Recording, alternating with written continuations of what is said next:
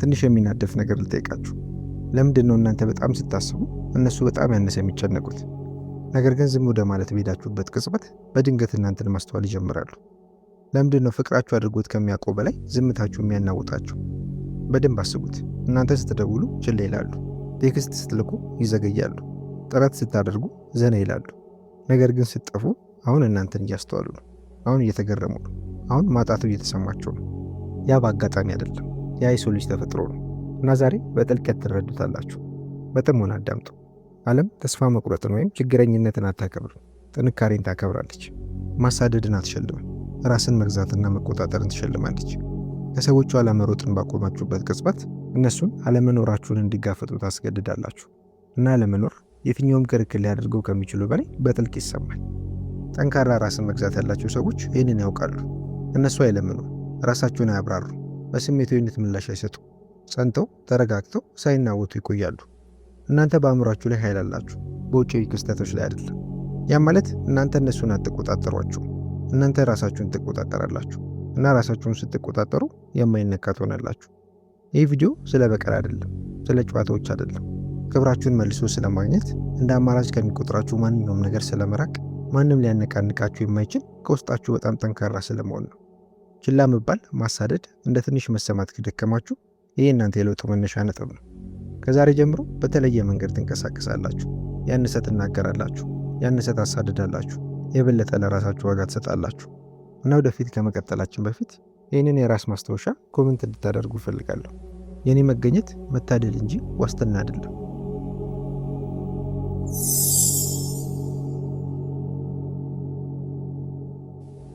አንድ ማሳደዱን አቁሙ። ኃይላችሁን ወዲያውኑ መልሱ። አሁኑኑ አቁሙ። እናንተን መልሶ የማያሳድድን ሰው ማሳደድ አቁሙ። ለምላሾች መለመን አቁሙ። በየ5 ደቂቃው ስልካችሁ መፈተሽ አቁሙ። በአንድ ሰው ሕይወት ውስጥ ለመቆየት ብቻ ራሳችሁን ማሳነስ አቁሙ። ያ ባህሪ እያባከናችሁ ነው፣ እየሰበራችሁ ነው እና ከሁሉም የባሰው ዋጋችሁን እየቀነሰው ነው። እና እናንተ ከዚህ የተሻለ ይገባችኋል። ይህንን እውነታ በግልጽ ተረዱ። ስታሳድዱ ኃይላችሁን አሳልፋችሁ ትሰጣላችሁ። እነሱን በከፍታ ላይ ታስቀምጣላችሁ እና ራሳችሁን ከእነሱ በታች ታደርጋላችሁ። እናንተ ፍቅርን እያሳያችሁ እንደሆነ ታስባላችሁ። ነገር ግን በእውነቱ የምታሳዩት ፍርሃትን ነው። እነሱን የማጣት ፍርሃት፣ ብቸኛ የመሆን ፍርሃት፣ በቂ ያለመሆን ፍርሃት። እናም ሰዎች ያንን ፍርሃት መስማት ማስተዋል ይችላሉ እና ሲሰማችሁ እናንተን ማክበር ያቆማሉ። ያ ነው አሳማሚ እውነታ። እናንተ የበለጠ ባሳደዳችሁ ቁጥር እነሱ ያነሰ ያደንቃሉ። ነገር ግን ወደ ኋላ ባላችሁበት ቅጽበት ሁሉም ነገር ይለወጣል። በድንገት ያስተውላሉ። በድንገት ለምን ዝም እንዳላችሁ ይገረማሉ። በድንገት ምቾት ማጣት ይሰማችኋል። ለምን? ምክንያቱም በእናንተ ላይ ቁጥጥር አጥተዋል። ማንም ራሱን ያልገዛ ወይም ያልተቆጣጠረ ነፃ የወጣ ሰው የለም። እያሳደዳችሁ ከሆነ ነፃ አይደላችሁ፣ ታስራችኋል፣ ጥገኛ ናችሁ፣ ወጥመድ ውስጥ ወድቃችኋል። ያ ዛሬ ያበቃል። እናንተ በከበር የምትሄዱ፣ ቀናችሁን በዓላማ የምትሞሉ፣ ሰውነታችሁን የምታሰለጥኑ፣ ገንዘባችሁን የምታሳድጉ፣ አእምሯችሁን የምታጠነክሩ፣ ሙሉ እንዲያደርገው ማንንም የማይፈልግን ኃይለኛ ሕይወትን የሚገነባ ሰው መሆን አለባችሁ። አለመኖራችሁ እንደ ጠፋ የልብ ምት እንዲሰማችሁ አድርጉ። ዋጋችሁን በጣም ከረፈደ እንዲገነዘቡ አድርጓችሁ። ያ ጭካኔ አይደለም፣ ያ ራስን ማክበር ነው። ካሁን በኋላ ከማንም ሰው ኋላ አትከተሉ፣ ወደፊት ትራመዳላችሁ። እነሱ እናንተን ከፈለጉ በግማሽ መንገድ ላይ ያገኟቸዋል። ካልፈለጉ ወደ ኋላ ሳትመለከቱ ወደፊት መራመዳችሁን ትቀጥላላችሁ። 2. ዝምታችሁን ተቆጣጠሩ። እርጋታችሁን የማይነካ አድርጉት። አሁን በጥሞና አዳምጡ፣ ምክንያቱም ይህ እርምጃ ደካማውን ከኃይለኛው ይለያል። መልስ መስጠት አቁሙ፣ ማብራራት አቁሙ። አንድ ሰው በሚርቅበት ወይም ቀዝቃዛ በሚሆንበት ጊዜ ራሳችሁን መከላከል አቁሙ። የእናንተ ቋሚ ምላሾች ጥንካሬ አይደሉም፣ ጫጫታ ናቸው። እና ጫጫታ ስልጣናችሁን ዝቅ ያደርገዋል። መልስ ለመስጠት ስትቸኩሉ፣ እያንዳንዱን አለመግባባት ለማስተካከል ስትሞክሩ፣ ለመሰማት ብቻ ስትከራከሩ፣ በእናንተ ላይ ስሜታዊ ቁጥጥርን ለእነሱ ትሰጣላችሁ። የሚገመት ትሆናላችሁ እና የሚገመቱ ሰዎች ችላ ለማለት ቀላል ናቸው። ነገር ግን ዝምታ የተለየ ነው። ዝምታ ሚስጥርን፣ ጫናን ይፈጥራል። ሌሎችን ከራሳችሁ ሀሳብ ጋር ለብቻቸው እንዲቀመጡ ያስገድዳቸዋል። እና እናንተ ምን እንደሚሰማችሁ ካለማወቅ በላይ እነሱን እረፍት የሚነሳቸው ነገር የለም። ጠንካራ ራስን መግዛት ያላቸው ሰዎች ይህንን ተግባር በየቀኑ ይለማመዳሉ። ምርጡ በቀል እንደ ጠላት መሆን እንዳልሆነ ራሳችሁን አስታውሱ። ይህ ማለት የእነሱን ድራማ አትመሳሰሉ፣ ጨዋታችሁን አታንጸባርቁ። ለትርምሶች ራሳችሁን ዝቅ አታድርጉ። ረጋ ብላችሁ ተሰብስባችሁ ከበላይ ሆናችሁ ቆዩ። እነሱ ችላ ሲሏችሁ ንቅንቅ አትሉ። ምላሽ ለመስጠት ሲዘገዩ ቅሬታ አታሰሙ። ትዕግስታችሁን ሲፈታተኑ አትሰበሩ። መሬታችሁን እንደ ተራራ አጥብቃችሁ ትይዛላችሁ። የተረጋጋ ኃይል አንድ ግልጽ መልእክት ይልካል። እናንተ ለመቆጣጠር የምትቻሉ አይደላችሁ እና እንዴ እናንተን መቆስቆሱ እንደማይችሉ ሲገነዘቡ በእናንተ ላይ ኃይል ያጣሉ። በዚህ መንገድ ነው ያለ ፍልሚያ የምታሸንፉት። በዚህ መንገድ ነው ክብራችሁን የምትጠብቁት። ያንን ኃይል ወደ እድገት ቀይሩት። የበለጠ አንብቡ፣ የበለጠ ተለማመዱ፣ በጥልቀት አተኩሩ። በአእምሯችሁ ዙሪያ ዲሲፕሊንን እንደጋሻ ገንቡ። ዝም ያለ መገኘታችሁ ከማንኛውም ንግግር በላይ ጮክ ብሎ እንዲናገር ፍቀዱ። እንዲገረሙ፣ እንዲጠይቁ፣ ርቀቱ እንዲሰማችሁ አድርጉ። ራሳችሁን ያነሰ ምላሽ መስጠትና የበለጠ ማስተዋልን እዘዙ። ጥንካሬ የሚጮህ አይደለም፣ የተረጋጋ ነው። አሁን ይህንን የራስ ማስታወሻ ኮሜንት እንድታደርጉ እፈልጋለሁ። ዝምታዬ ጥንካሬ ነው። 3. ዋጋችሁን ገንቡ። ለመጨነቅ በጣም በስር የተጠመዳችሁ ሁኑ። ይህን በግልጽ አዳምጣችሁ ከልባችሁ ውሰዱት። አንድ ሰው ችላ ካላችሁ በኋላ ልታደርጉት የምትችሉት በጣም ኃይለኛው እርምጃ ራሳችሁን ለነሱ ማረጋገጥ አይደለም፣ ራሳችሁን ለራሳችሁ ማሻሻል ነው። አንድ ሰው ተመልሶ እንዲመጣ በመጠበቅ በሩን መመልከት አቁሙ። ዞር በሉ። እናም አንድ ሄደ እንኳን የማታስተውሉበትን በጣም ጠንካራ የተሟላ ትርጉም ያለው ህይወትን መገንባት ጀምሩ።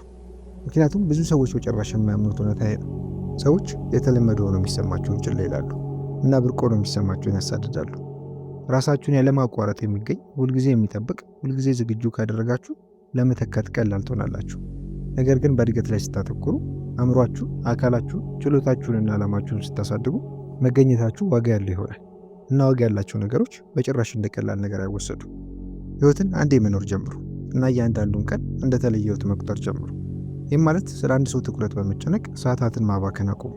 ያንን ጊዜ ራሳችሁን ለመለወጥ ተጠቀሙበት። አዳዲስ ክህሎቶችን ተማሩ። እንቅስቃሴ በማድረግ ጥንካሬን ገንቡ። ያንን ያሰባችሁትን ስራ ጀምሩ። አስተሳሰባችሁን የሚያጎሉ መጽሐፎችን አንብቡ። የሚያስፈሯችሁን ግቦች ፍጠሩ። በዓላማ መንቀሳቀስ ጀምሩ። አንድን ሰው በማሳደድ የምታጠፉት እያንዳንዱ ደቂቃ ከወደፊታችሁ ላይ የተሰረቀ ደቂቃ ነው። ያንን ጊዜ መልሳችሁ ሰዱ። ቀናችሁን እንዳያልቅ አዘዙ። የዕለት ፕሮግራማችሁ በዓላማ ሲሞላ በተፈጥሮ ስልካችሁን መፈተሽ ታቆማላችሁ። ማን ቴክስት እንደላከ መጨነቅ ታቆማላችሁ። በተፈጥሮ ከስሜት ወጥመዶች በላይ ትሆናላችሁ እና ለውጡ ይሄ ነው። እነሱን መፈለጋችሁን ስታቆሙ በድንገት እናንተ ለመኖር ይሰማቸዋል። የተለየ መሆናችሁን ይገነዘባሉ። እያደጋችሁ እንደሆነ ያስተውላሉ እና ያኔ ነው አክብሮት የሚገለጠው። ስለለመናችሁ ሳይሆን የተሻለ ስለሆናችሁ። ስለዚህ ለመመረጥ በመጠበቅ ቁጭ ብላችሁ አትጠብቁ። ራሳችሁን ምረጡ። ራሳችሁን ከፍ አድርጉ እና እናንተን ዝቅ አድርጎ የሚመለከትን ማንኛውንም ሰው ብለጡ። 4. ስሜታችሁን ተቆጣጠሩ። እነሱ የሚጠብቁትን ምላሽ በፍጹም አትስጧቸው። በሙሉ ትኩረታችሁ አዳምጡ። ስሜቶቻችሁ ትልቁ ጥንካሬዎቻችሁ ናቸው። ነገር ግን የምትቆጣጠሯቸው ከሆነ ብቻ ነው። ንዴት፣ ሐዘን ወይም ተስፋ መቁረጥ ጸባያችሁ እንዲቆጣጠሩ በፈቀዳችሁበት ቅጽበት በራሳችሁ ሕይወት ላይ ኃይልና ስልጣን ታጣላችሁ እና በጣም መጥፎ ክፍል እናንተን ችላ ያለው ሰው ያንን ትርምስ ማስተዋል ይችላል። ይሰማቸዋል። እንደተናወጣችሁ ያውቃሉ እና ያ ኃይልና ስልጣን ይሰጣችኋል። በፍጹም ያንን ኃይልና ስልጣን አሳልፋችሁ አትስጡ። ብዙ ሰዎች ረጅም ቴክስቶችን ይልካሉ፣ ይከራከራሉ፣ ይወቅሳሉ፣ ያለቅሳሉ፣ ስሜታዊ ይሆናሉ፣ ልባችሁን እየጠበቁ እንደሆነ ያስባሉ። ነገር ግን በእውነቱ ድክመታቸውን እያጋለጡ ነው። ምላሽ መስጠት ቀላል ነው። ማንኛውም ሰው ምላሽ መስጠት ይችላል። ነገር ግን ቁጥጥር በውስጣቸው ያለው ነገር ሁሉ መጮህ በሚፈልግበት ጊዜ ረጋ ብሎ መቆየት ነው። ያ ጽኑነት ነው። ያ ጥንካሬ ነው። ያ ራስን መግዛት ነው። በእናንተ ላይ የሚደርሰው ነገር ሳይሆን ለጉዳዩ የምትሰጡት ምላሽ ነው ወሳኙ ነገር። ይህንን ወደ አእምሯችሁ አስገቡት። ሌሎች እንዴት እንደሚተገብሩ መቆጣጠር አትችሉም። ደግነትን ማስገደድ አትችሉም። ታማኝነትን ማዘዝ አትችሉም። ነገር ግን በትክክል ምላሻችሁን መቆጣጠር ትችላላችሁ። ስለዚህ ራሳችሁን ዘዙ። እነሱ ቀዝቃዛ ሲሆኑ እናንተ በውስጣችሁ ሙቅ ሆናችሁ ትቆያላችሁ። ሲጠፉ ተረጋግታችሁ ትቆያላችሁ። ሲፈትኗችሁ ለመሰበር ፈቃደኛ አትሆኑ። በጥልቅ ተንፍሱ። በእርጋታ አስቡ። ተግባራችሁ መሳሪያ እንደሚመርጥ ተዋጊ በጥንቃቄ በትኩረት በዓላማ ምረጡ። ስሜታዊ ቁጥጥር ሰዎችን ግራ ያጋባል። እነሱ ድራማን ጠብቀዋል። መረጋጋትን ስጧቸው። እንባን ጠብቀዋል። ራስን ማክበርን ስጧቸው። ማሳደድን ጠብቀዋል። ርቀትን ስጧቸው። ያ ተጻርኖ ከማንኛውም ንግግር በላይ እነሱን ያናውጣቸዋል። አእምሯችሁን በየቀኑ አሰልጥኑ። ማስታወሻ ያዙ። ለብቻችሁ ተራመዱ። ከውጭ ምንም ነገር እንዳይረብሻችሁ ውስጣዊ ዓላማችሁን አጠንክሩ። የማይናወጥ መሰረት የያዘ የማይነካው ነው። አሁን ይህንን የራስ ዋጋ ማረጋገጫ ኮሜንት እንድታደርጉ እፈልጋለሁ። እኔ ስሜቴን እቆጣጠራለሁ። ምንም ነገር እኔን አይቆጣጠረኝም። 5. ጠንካራ ገደቦችን አስቀምጡ። ሰዎችን እንዴት እናንተ እንደሚይዙ አስተምሯቸው። እዚህ ጋር ቆም ብላችሁ ይህንን ሁኔታ ተረዱ። ገደብ ካላስቀምጣችሁ ሰዎች ያለ ርኅራኄ ይፈትኗቸዋል።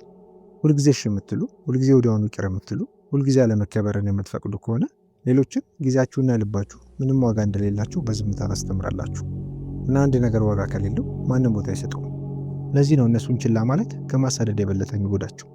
ምክንያቱም ለመጀመሪያ ጊዜ ከግድግዳ ጋር ተጋጭተዋል። ለመጀመሪያ ጊዜ አለመኖራችሁ ተሰምቷቸዋል።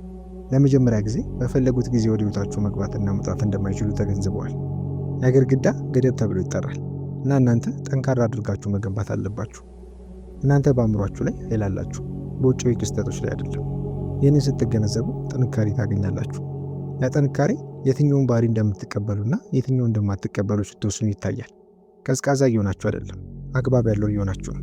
ልዩነት አለው። ጊዜያችሁን ውድና የተከበረ እንደሆነ አድርጋችሁ መንቀሳቀስ ጀምሩ። ሲደብራቸው ብቻ ከሚደውሉ ሰዎች የምሽት ቴክስቶችን መመለስ አቁሙ። በጭራሽ ለማያዳምጡ ሰዎች ራሳችሁን ማብራራት አቁሙ። ከሰላም ይልቅ ውዥንብርን ለሚፈጥሩ ሰዎች ተደራሽነትን መስጠት አቁሙ። ያነሰ ተናገሩ፣ ያነሰ አድርጉ። በእርጋታ ተደራሽነትን አስወግዱ። በንዴት በድራማ ሳይሆን በጥብቅና በጸጥታ። ያ የተረጋጋ ጥንካሬ የትኛውም ጩኸት ማድረግ ከሚችለው በላይ አክብሮትን ያዛል። አንድ ሰው መስመሩን ሲያልፍ ወዲያውኑ ወደኋላ ተመለሱ። ዋጋችሁ ላይ አትደራደሩ። ለመሰረታዊ ክብር አትለምኑ። ቦታችሁን እንደ ተዋጊ ጠብቁ። ገደቦችን ባጠናከራችሁበት ቅጽበት ደካማ ግንኙነቶች ይወድቃሉ እና እውነተኞቹ ይቆያሉ። በዚህ መንገድ ነው ሕይወታችሁን የምታጸዱት። በዚህ መንገድ ነው ቁጥጥርን መልሳችሁ የምታገኙት። በጽናት ቁሙ። መጀመሪያ ራሳችሁን ምረጡ። 6. ብቸኝነትን ተላበሱ። ብቸኝነትን ወደ እናንተ ጥቅም ለውጡት። ይህንም ፊት ለፊት ተጋፈጡት እና ከሱ መሮጥ አቁሙ። ብቸኛ መሆን ቅጣት አይደለም፣ ዝግጅት ነው። ብዙ ሰዎች ብቸኝነትን ይፈራሉ፣ ምክንያቱም ጸጥታ ባዶነት እንደሆነ ያስባሉ። ያ ፍርሃት ነው በትክክል ከተሳሳቱ ሰዎች ትኩረት እንዲያሳድዱ የሚያደርጋቸው። ከራሳቸው ጋር በጸጥታ ከመቀመጥ ይልቅ የትኩረት ፍርፋሪን መቀበልን ይመርጣሉ። ያንን ስህተት አትስሩ። ታሪኩን ገልብጡት። መገለልን እንደ ስልጠና ጊዜ ተጠቀሙበት። ስል እንደ መሆኛ ጊዜ፣ እንደ ሚስጥራዊ መሳሪያችሁ ተጠቀሙበት። አንድ ሰው ችላ ሲላችሁ በድንገት ሰዓታትን፣ ቀናቶችን፣ ጉልበታችሁን መልሳችሁ ታገኛላችሁ። የእነሱን ማህበራዊ ሚዲያዎች በመከታተል ወይም የቆዩ ንግግሮችን ደጋግሞ በመመልከትና በማሰብ አታባክኑት። በምትኩ በራሳችሁ ላይ ተኩሩ። ራሳችሁን ገንቡ። ሰውነታችሁን፣ አእምሯችሁን አጠንክሩ። ቦታችሁን አጽዱ። አዳዲስ ክህሎቶችን ተማሩ። እድገትን አንጸባርቁ። አንድ ሰው ከነፍሱ የበለጠ ጸጥ ያለ ወይም ያልተረብሸ ማፈግፈጊያ ሊያገኝ አይችልም። እንደገና አንብቡት። አእምሯችሁ መጠጊያችሁ ነው። ከራሳችሁ ጋር በሰላም መቀመጥ ካልቻላችሁ ሁልጊዜ ለማረጋገጫ በሌሎች ላይ ጥገኛ ትሆናላችሁ እና ጥገኝነት በራስ መተማመንን ይገላል። ጠንካራ ሰዎች ብቻቸውን ምቾት አላቸው፣ ምክንያቱም የራሳቸው መኖር ዋጋ እንዳለው ያውቃሉ። በራሳችሁ መገኘት መደሰትን ራሳችሁን አሰልጥኑ። ያለ ስልካችሁ በቃ አድርጉ። ያለ ማዘናጊዎች ተግብሩ። በጥልቀት አስቡ። ግባችሁን ጻፉ። ወደፊታችሁን ቅረጹ። ብቸኝነትን ስትላበሱ ኃይለኛ የሆነ ነገር ይከሰታል። ማንንም መፈለግ ታቆማላችሁ እና መፈለጉን ስታቆሙ እጅግ ሳቢ ትሆናላችሁ። ሰዎች ነፃነታችሁ ጥገኛ ለመሆናችሁ ይሰማቸዋል። መረጋጋታችሁ ጥንካሬያችሁ ይሰማቸዋል። ያ ጸጥተኛ በራስ መተማመን የማይነካ ያደርጋችኋል። ስለዚህ ርቀትን እንደ ማጣት ማየት አቆሙ። እንደ ስጦታ ተመልከቱት። ወደ ኃይል ለውጡት። ባዶ ክፍሎችን እስከማትፈሩ ድረስ ራሳችሁን ገንቡ። 7. ጉልበታችሁን በእድገት ላይ አፍስሱት። ስኬታችሁን ምላሻችሁ አድርጉት። በጥሞና አዳምጥ እና ይህንን በቁም ነገር ውሰዱት።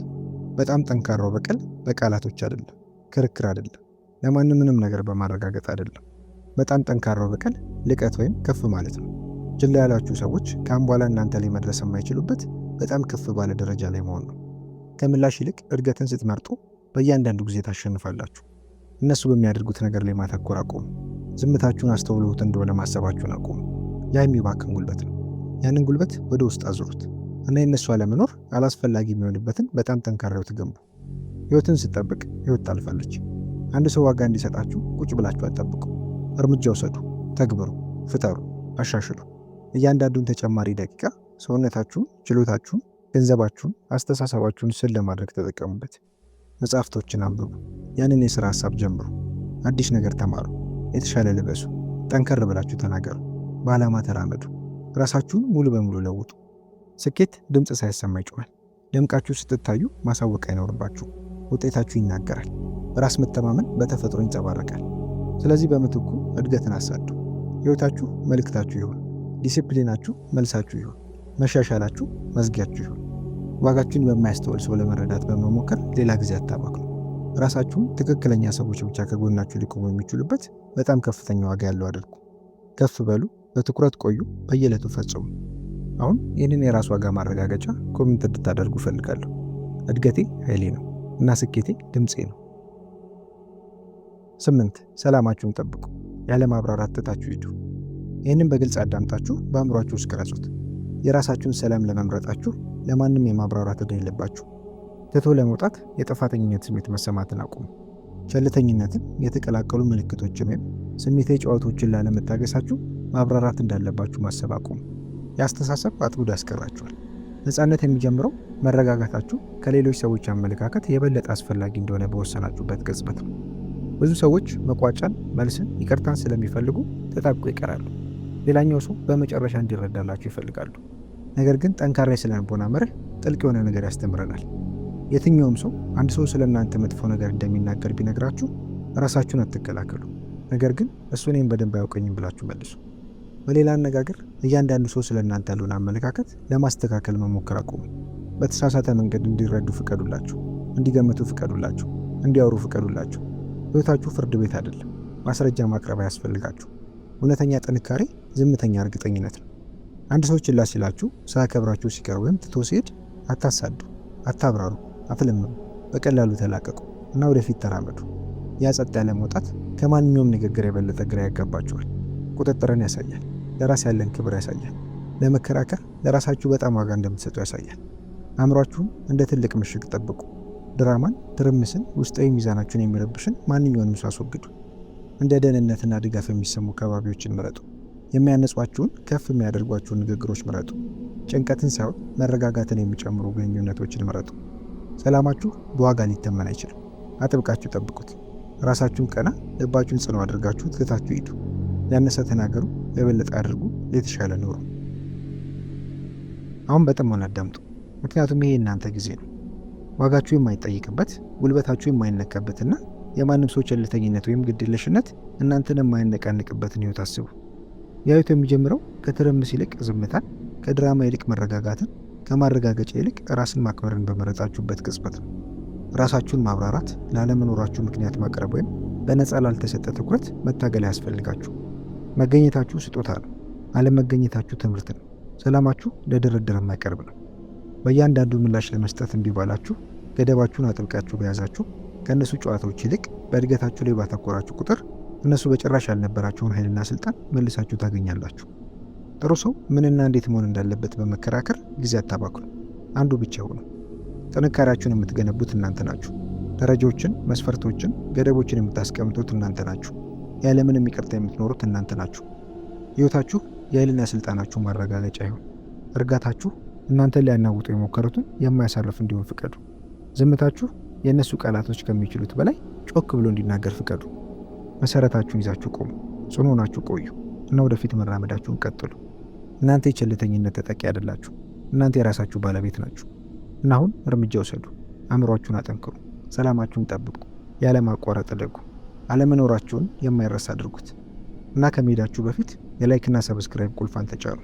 ይህንን ኃይልና ስልጣን የመላበስ ጉዞ ተቀላቀሉ እና በኮመንት እኔም አልነካ የማልቆም ነኝ እና መጀመሪያ ራሴን እመርጣለሁ በማለት የከፍተኛ ዋጋችሁን ማረጋገጫ ጻፉ። ስለተከታተላችሁን ያመሰግናለሁ። ሰላም ቆዩልኝ።